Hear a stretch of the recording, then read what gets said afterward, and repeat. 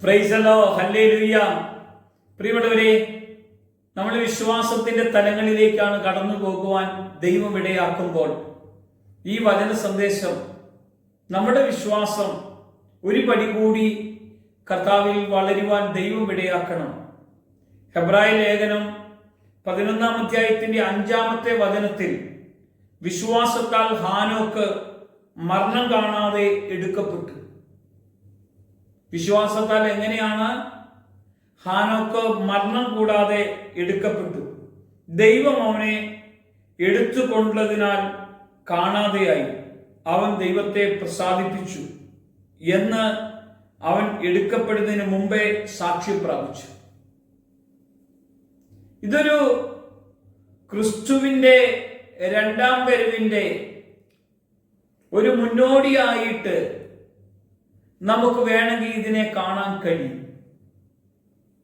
ഹാനോക്ക് ദൈവത്തിന്റെ കൂടെ നടന്നു. ദൈവത്തിന്റെ കൂടെ നടക്കുവാൻ ഒരു ഭാഗ്യം വേണം പ്രിയമുള്ളവരെ. കൂടെ നടന്നാൽ കൂടത്തിൽ എടുക്കപ്പെടാൻ ഇടവരും.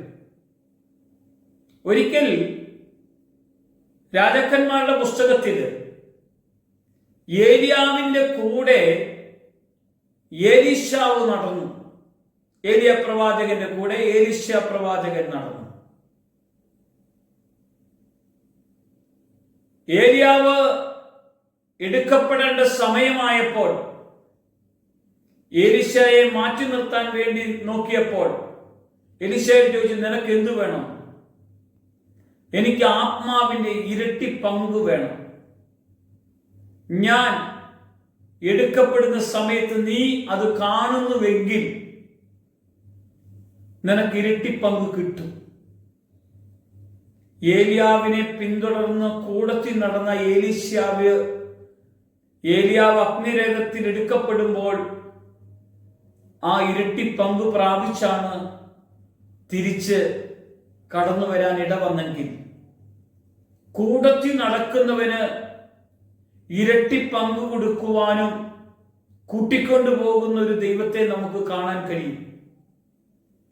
ഇവിടെ ആ ദൈവത്തിന്റെ വചനം നമ്മെ ഓർമ്മപ്പെടുത്തുന്നത് പുതിയ നിയമസഭയുടെ ഏറ്റവും വലിയൊരു പ്രത്യേകതയാണ്. യേശു എന്ന പേര് യേശുവിന് ദൈവം ഇട്ടത് ദൈവം നമ്മോടുകൂടെ എന്ന അർത്ഥമുണ്ട്. ഇമ്മാനുവലാണ്, രക്ഷകനാണ്. ദൈവം നമ്മോട് കൂടെ എന്ന അർത്ഥമുണ്ട്. ദൈവം ആരുടെ കൂടെ? എൻ്റെ കൂടെ, നിന്റെ കൂടെ, നിന്റെ കുടുംബത്തിന്റെ കൂടെ, നീ പോകുന്ന വഴികളിൽ, നിന്റെ പ്രവർത്തനത്തിൽ, നിന്റെ പ്രവൃത്തിയിൽ, നീ സംസാരിക്കുമ്പോൾ എല്ലാം കൂടെയുണ്ട്. ദൈവം നമ്മോട് കൂടെ എന്ന അർത്ഥമുള്ള ഇമ്മാനുവലാണ് നമ്മുടെ കർത്താവ്. കൂടെയുള്ളവനാണ്. കൂടെ നടന്നാലുണ്ടല്ലോ, യേശു വാനവേഗത്തിൽ മധ്യാകാശത്തിൽ വരുമ്പോൾ ഹാകളധ്വനിയോടുകൂടെ കടന്നു വരുമ്പോൾ ക്രിസ്തുവിലുള്ളവർ ആദ്യം കർത്താവിനോട് കൂടെ അല്ല, ആദ്യം മരിച്ചവർ രണ്ടാമത് ജീവിച്ചിരിക്കുന്നവര് ക്രിസ്തുവിൽ എടുക്കപ്പെടും. കണ്ണിമിക്കുന്ന വേഗതയിൽ അവനോടുകൂടെ പോകാൻ ഇടവരും. വീണ്ടും വചനം നമ്മളെ ഓർമ്മപ്പെടുത്തുന്നത് എങ്ങനെയാണ്? ദൈവം അവനെ എടുത്തുകൊണ്ടതിനാൽ കാണാതെയായി. അവൻ ദൈവത്തെ പ്രസാദിപ്പിച്ചുവെന്ന് അവൻ എടുക്കപ്പെട്ടതിന് മുമ്പേ സാക്ഷ്യം പ്രാപിച്ചു. എടുക്കപ്പെടുന്നതിന് മുമ്പ് നമ്മൾ എന്ത് ചെയ്യണം? സാക്ഷ്യം പ്രാപിക്കണം. സാക്ഷ്യം പ്രാപിക്കണം. യേശുവിനെ കർത്താവാണെന്ന് ഹൃദയത്തിൽ വിശ്വസിച്ച് അതരം കൊണ്ട് ഏറ്റുപറയണം. പ്രിയമുള്ളവരെ, സാക്ഷ്യം പ്രാപിക്കണം. തന്റെ വചനത്തിൽ നമ്മൾ വേർതിരിയണം. ക്രിസ്തുവിൽ നമ്മൾ പുതിയ മനുഷ്യനാകണം. ക്രിസ്തുവിന്റെ ആത്മാവിൽ നിറയണം. ക്രിസ്തുവിനെ ധരിക്കണം. കർത്താവിനോട് കൂടെ ജീവിക്കണം. ലോകത്തിൽ നമുക്ക് എത്ര പണമുണ്ടായിട്ടും, എത്ര സാമർഥ്യമുണ്ടായിട്ടും, എത്ര അധികാരമുണ്ടായിട്ടും ഒരിക്കലും നമ്മുടെ ജീവനെ നമുക്ക് രക്ഷിക്കാൻ കഴിയില്ല.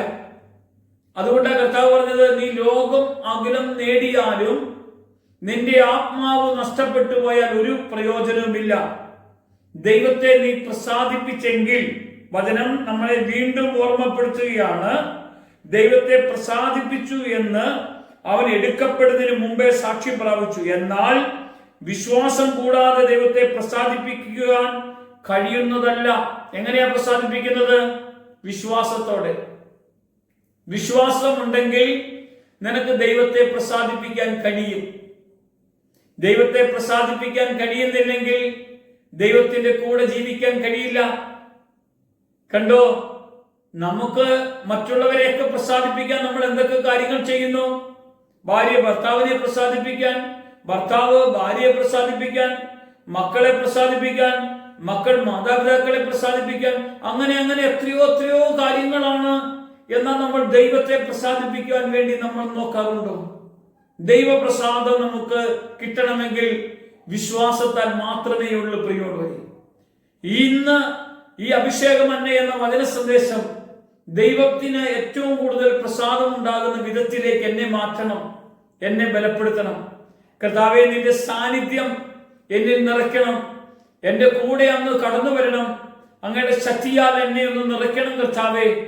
ഈ അഭിഷേകം കൊണ്ട് എന്നെ അവിടുന്ന് ബലപ്പെടുത്തണം. നിന്റെ സാന്നിധ്യം എന്റെ മേലേക്ക് ഇറങ്ങി വരണം കർത്താവേ.